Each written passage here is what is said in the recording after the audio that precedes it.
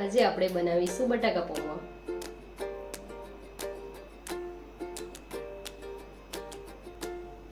સૌથી પહેલા આપણે લઈશું તેલ। તેલને પહેલા 2 મિનિટ માટે ગરમ થવા દઈશું। તેલ આપણું ગરમ થઈ ગયું છે। હવે ત્યાર પછી તેમાં આપણે નાખીશું રાઈ। રાઈ ફૂટી જાય ત્યાર પછી તેમાં નાખીશું હિંગ। હિંગ નાખ્યા પછી એની અંદર આપણે નાખીશું મીઠું લીમડો।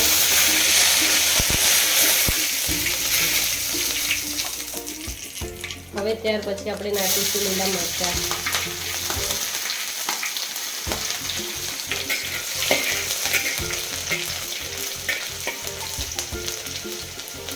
લીલા મરચાં પછી નાખીશું આપણે એની અંદર ટામેટાં। હવે ટામેટાને આપણે કરવાના છે સોતે। ટામેટા સોતે થઈ જાય પછી એની અંદર આપણે બીજો આગળનો મસાલો કરીશું।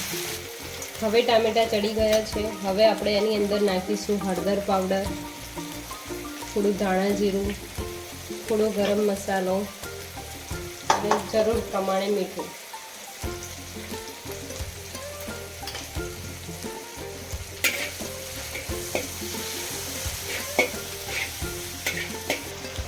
હવે આપણે એની અંદર બાફેલા બટાકા એડ કરીશું।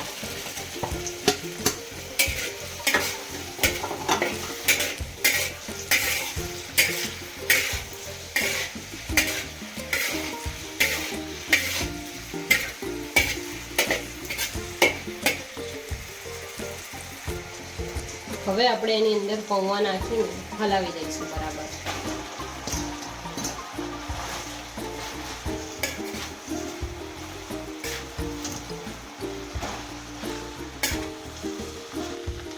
હવે આપણે પૌવાને પહેલાં બરાબર મિક્સ કરીશું અને બટાકા પૌવા બનાવતી વખત પહેલાં પૌવાને 10 મિનિટ પાણીની અંદર પલાળી રાખવા।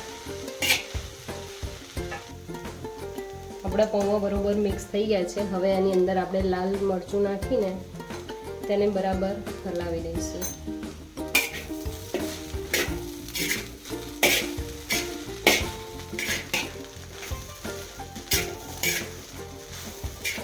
આપણે એની અંદર નાખીશું કોથમીર।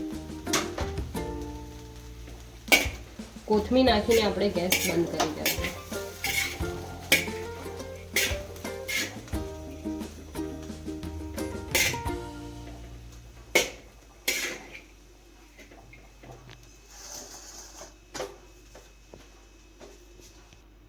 આપણા બટાકા પૌવા હવે તૈયાર થઈ ગયા છે। પહેલાં આપણે એને ડીશમાં કાઢી અને જો આપણે ડુંગળી ખાતા હોય તો ઉપરથી આપણે ડુંગળી ઉમેરી શકીએ છીએ।